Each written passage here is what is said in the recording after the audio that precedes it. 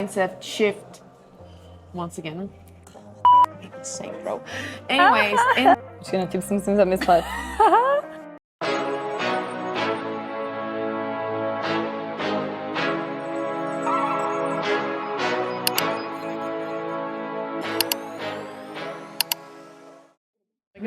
Bloopers, guys. This is exactly what we do before filming a podcast. Binging, because the brain supposedly needs sugar to function properly, right? So yeah, like the sun will set in like 10 minutes, and we need at least 40 minutes, I'd say, to record it.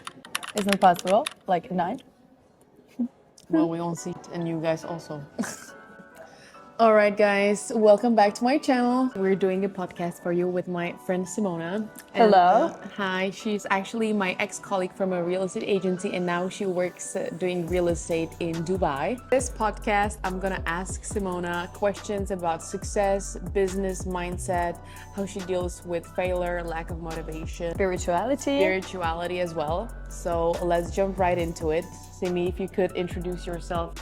Okay, so first of all, thank you for having me. So my name is Simona. I live in Dubai and I work in real estate. And I've been here almost 2 years.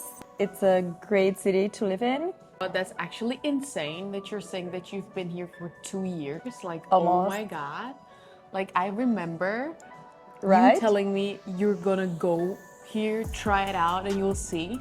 And now it's 2 freaking years. Like, not yet, but, yeah, but almost. You know, like, it's just...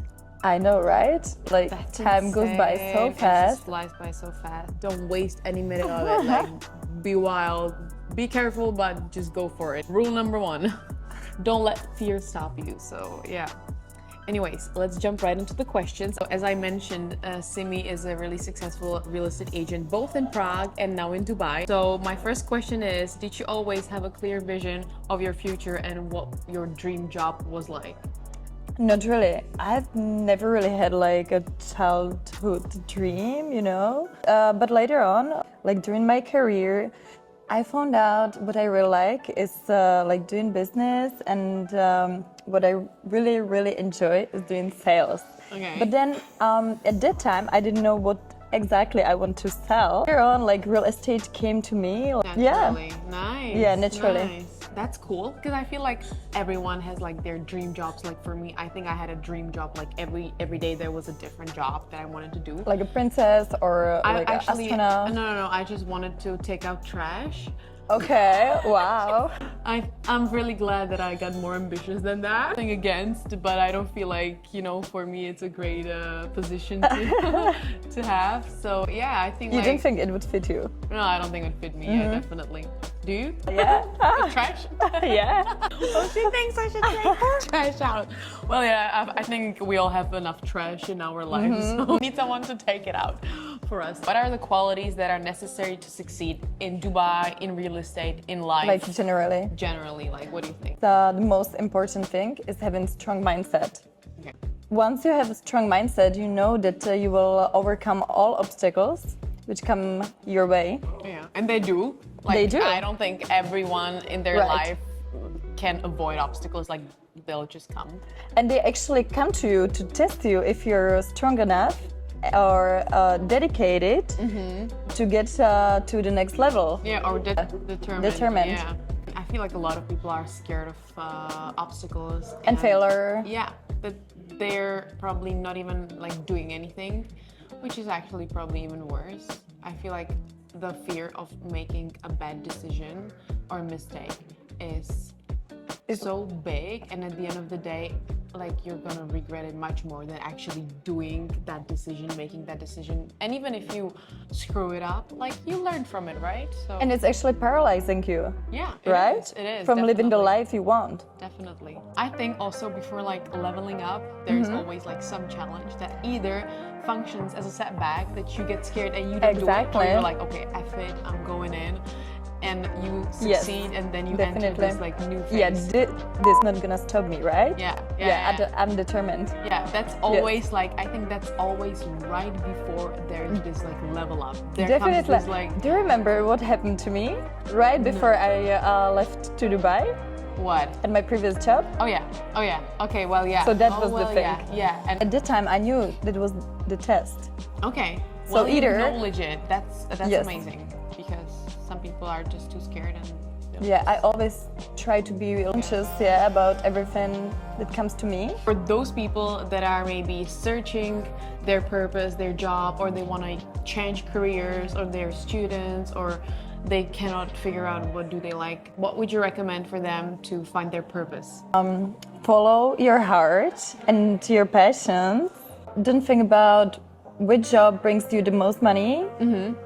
Just do what you like or you love, and money and success will come to you naturally. Yeah, I agree, because it's been like that since forever, and in some cultures it's really like traditional that you're either a doctor or a lawyer or a architect. Yeah. And those like really privileged occupations, but at the end of the day, like if a person doesn't like that job, like they're never gonna be successful enough, they're never gonna make enough money, even though these professions make a lot of money or can make you a lot of money. But like if you don't like it and you just did it, you studied at college because of your parents wanted you to, like you're never gonna succeed enough as a person that actually loves being a doctor or an architect. Like definitely you're gonna.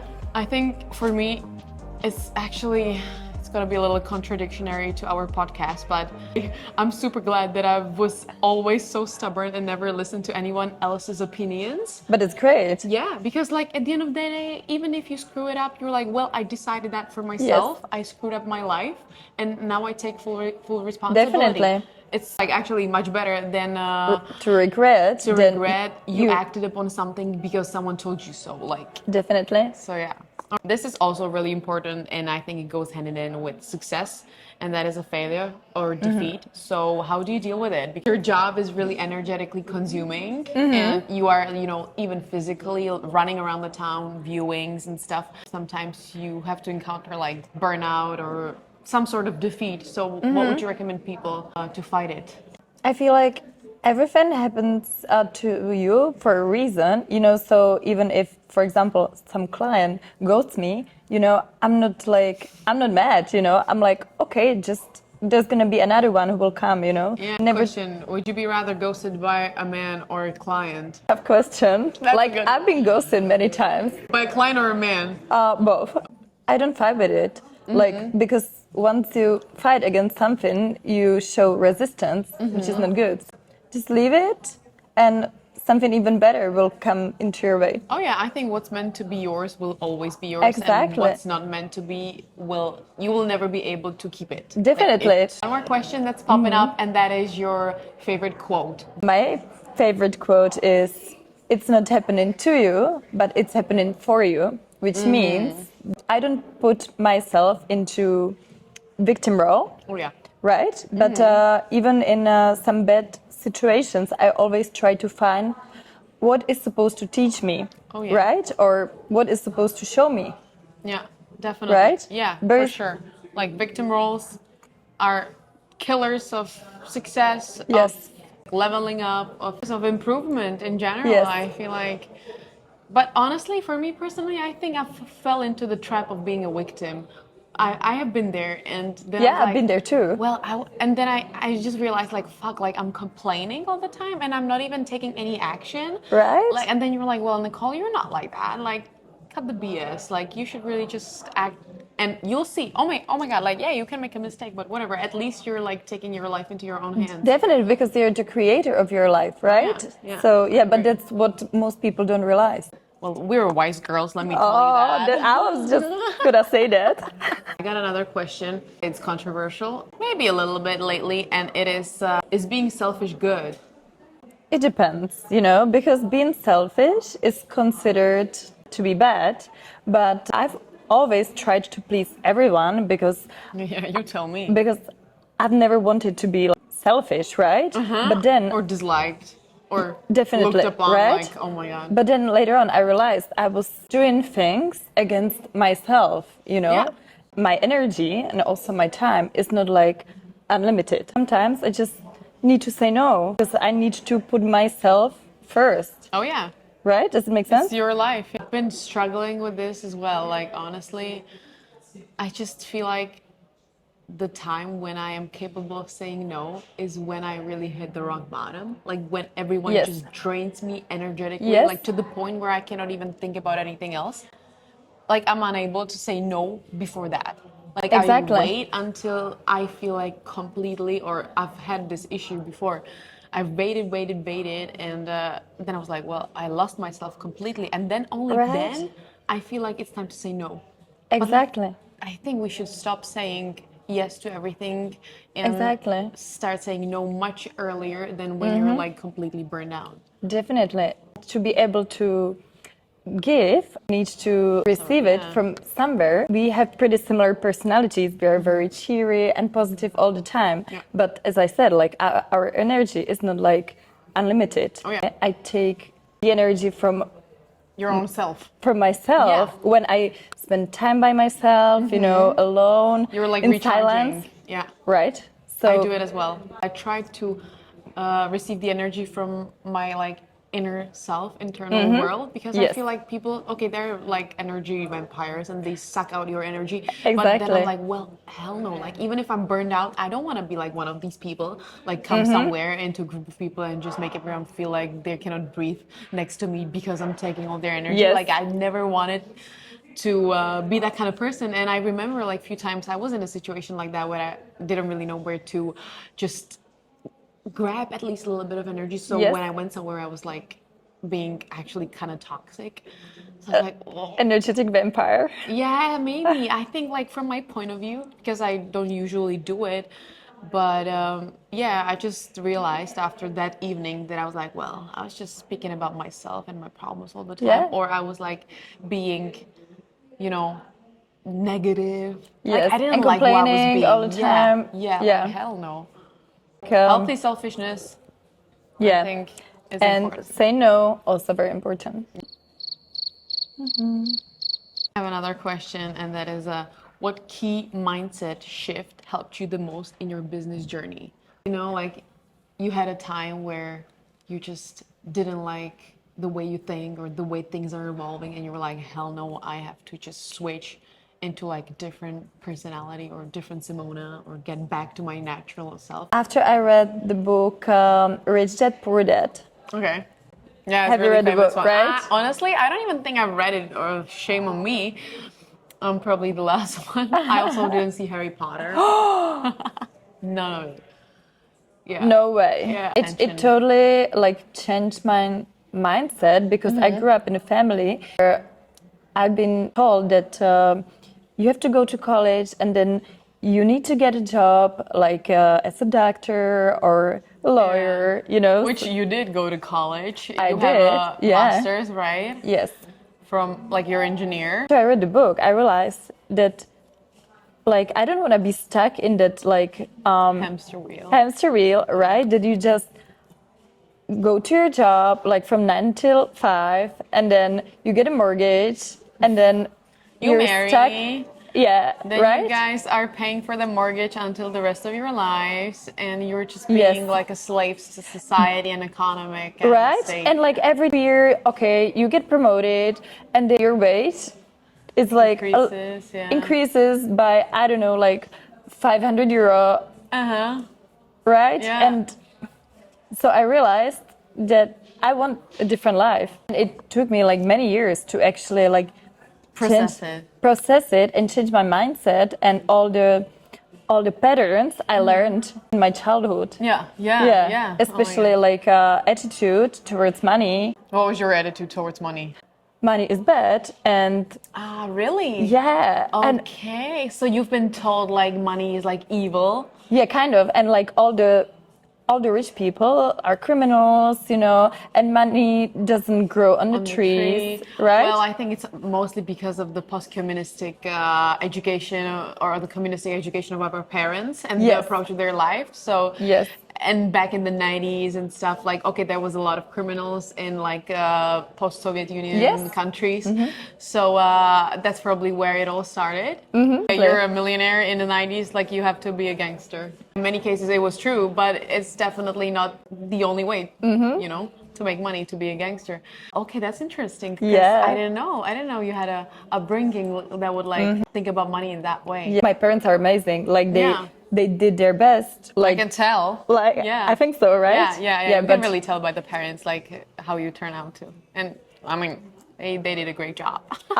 Thanks. Thinking about it right now, I don't even know what relationship I had towards money. Maybe because my father passed away really when I was like 11. So and my mom wasn't really, she wasn't doing business or anything. So on the financial side, she was just working here 9 to 5. So she didn't really give me any financial advices. So that's why I got everything from books and stuff, because I was inquisitive. I was like looking for information. I don't think I've ever heard anything from my parents regarding money. Like ever. Like you had never discussed money. No. Like, okay, they gave me pocket money. It was like 100 crowns, which is like €4. Yeah, €4, $5 for 2 weeks or a month even. I think it increased by the age. So then I had like $10 for a month. But I was like, I was saving money. I don't know. It was not really a topic in my family, money. That's crazy. But then when I turned like 15, 16, I saw money like as the ultimate success. But I think I've kind of probably grown that perception of money by myself by looking at social media, YouTube and everything. Yeah. It was not coming from my parents, Yeah, but you learn it like pretty early. Well, yeah, I mean, okay, I've had like financial possibilities that were like kind of endless. Like that doesn't make me any better. Okay, it can make my life better, but me as a human being, it doesn't make me any better than other people. Yeah. But I've never been a spoiled brat or ungrateful. Like, I don't think I ever judged a person based on their like Appearance and money. No, never. Yes. Like, do your thing. I mean, as long as you are happy. I encounter a lot of people that are more affluent, let's say, but their behavior towards like regular working class or just stuff in general in like restaurants it's horrible. But then I was also working as a waitress. I was also working as a hostess. I was also like, I had a normal job, you know, I was working in a dentistry office and as a receptionist. Like, I don't care. Like, these people are great. Like, right? Like, who has the audacity to judge someone based on their profession, income? Like, come on. Like, those are not the real life values that should shape someone's opinion. No, definitely. I like totally hate people who are rude to waiters, for example. You can tell a lot by that, I feel definitely. like. Yeah. How do you navigate competition and differentiate yourself in the market? Dubai real estate market is like super competitive. Here are like literally like 50,000 agents. What? I don't see anyone as an actual competition, as we mentioned before. What belongs to you, you don't lose, right? Yeah. And in our company, like each of us has like different energy, different like type of clientele, maybe. Yes, and like I have some personality, and like each girl is totally different, you know. So like in my opinion, the key is to be yourself, your authentic self. Yeah. And then you attract the right clients. And maybe I'm too much for someone, you know? Okay, maybe I am. But some people, the right clients and right friends, they will appreciate me. Yeah. Right? Yeah. I don't think anyone is too much for the person they're meant to be with, or they're meant to do business with, or be connected in some sense. I mean, guys, if you think I should open up counseling, mindset counseling, and wise advices about life, let me know, because I think I've been through a lot, and honestly my approach isn't really bad. Like, I've been told a lot of times, so maybe I'm gonna support you. Yeah, I think I should sell courses. All right, I'm going through the questions, and this one's popping. This one is actually really relatable to all of the women in business. So I'm gonna ask you, Simi, what's the biggest challenge you faced as a woman in business? In society, like when you're a good-looking woman, then you're automatically considered to be stupid, right? Yeah, I've been there. So either you're smart or you're pretty. Yeah. But you cannot be both, right? Yeah, yeah. That's what most people think, but actually you can. It's the biggest misconception. It is. So how do you deal with that? I don't fight against it. Like, I don't need to prove anyone. I'm just myself, you know? And if you judge me, okay, that's your limiting belief. And that's actually a projection of who you are as a person. Definitely. I think it's like a mirror. Everyone gossiping and talking crap. I don't want to curse on the podcast, but it's just a projection of their own Insecurities, and yes. personality and just dissatisfaction in life. I hear it a lot, especially on Instagram and especially from men. It's coming from their insecurities. Their mind is not able to process it that some woman can be both and more successful than men. Yes. Yeah. Well, I think having issues with yourself comes from childhood, and these men are probably either facing problems in business or with their own self and their own self-worth. Like Yes. they're not even believing themselves enough, because if they knew what they were doing, if they knew they were good, if they were achieving what they meant to be achieving, if they knew that they're reaching their highest potential, like why would you need to Exactly. why would you need to talk crap about someone and Right? belittle someone? Like you don't need that. How do you handle self-doubt and imposter syndrome? I used to have it like in past. When I'm like spiritually awakened, I know that I'm everything. It's about how do you see yourself. In my life, I have made like several big decisions already, and it always turns out that It's even better than you imagined, right? exactly. So now I know that if I really want something and if it takes getting out of my comfort zone and it's scary and like of course there is like a high probability it's not gonna work out, I will still do it because I know it's gonna pay off and because your gut tells Yes. you to, right? Yes. It's a gut. You're action taker. You have your life in your hands, which tends to go hand in hand with removing self-doubt and imposter Definitely. syndrome, because you're not scared of like making a mistake. Yes. It usually turns out great, I think. even better than I Even better expected. than you imagined. So automatically, there is no place for self-doubt. I've also heard a quote saying, where there's your fear, there's your way. Like you're supposed to go somewhere or there where you feel the most fear. Yes, Like that that's is your the right purpose. place. That's the right place to go. Do you agree with that? Definitely, yeah. That's why most people are stuck. They're scared and they rather stay in their comfort zone. They're not happy. They just try to convince themselves they're happy, but they're actually not. But they're so scared of changing anything. Yeah, I overanalyze everything and I do fear some stuff. And it takes me forever to finally make that step.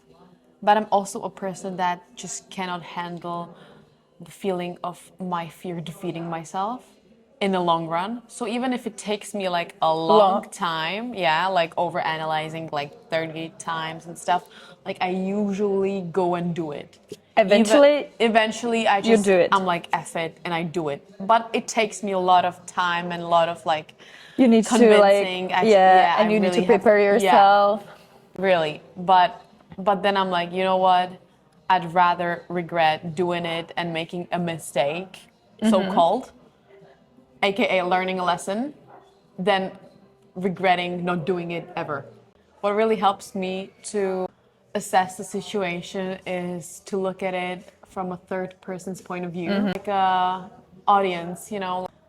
It's as if I disconnected from my body and I just kind of like became a ghost and I was looking over my shoulder at the situation. Interesting. Yeah. And then I'm like observing and I'm just like, okay, well, if I put my life in a movie, like how would it look like? Like, do I like watching that movie? Or is it like boring? Or is it like crazy? Is it just, does it feel right? I've had it since I was like a kid, like 7 maybe. At that time where I started to socialize in school or preschool, you know, I could be in a room with 30 people, be it kids or adults right now, and I disconnect and I'm just there as an observer. Discuss business and I observe their behavior and actions and reactions. Like, yeah. But this is like very unique. You must have been like an indigo child. So indigo child means that you're aware or conscious very early. Oh, yeah. I woke up like spiritually like 5 years or 6 years ago, but you were. Oh yeah. You just feel like You're different. yeah, you're different. I was living in this cottage in this little house with the kids that were bullied, and I liked them, but I also knew that once I leave this little house, that I'm like, you know, this dormitory or whatever, and I go out and I engage in activities, I have to be friends with the bullies because I don't want to be bullied. So, and I was thinking about it, like, gotta play both sides. Yeah, but I feel like our personalities, we can like easily connect to anyone. Oh yeah. All right, guys. So I hope you enjoyed this podcast, and I hope it was helpful. And please let us know if you liked it and what other topics we could talk about next time. I'd be really happy for every like, subscribe, follow, and repost. And yeah, thank you so much. Thank you, Sime, for coming to my podcast and being part of it. Thank you for having me. Successful women. We love gorgeous, successful women, and we want to encourage them and encourage all of the women to become even better. So yeah, thanks a lot again. And thank you guys for watching, and see you guys soon. Bye.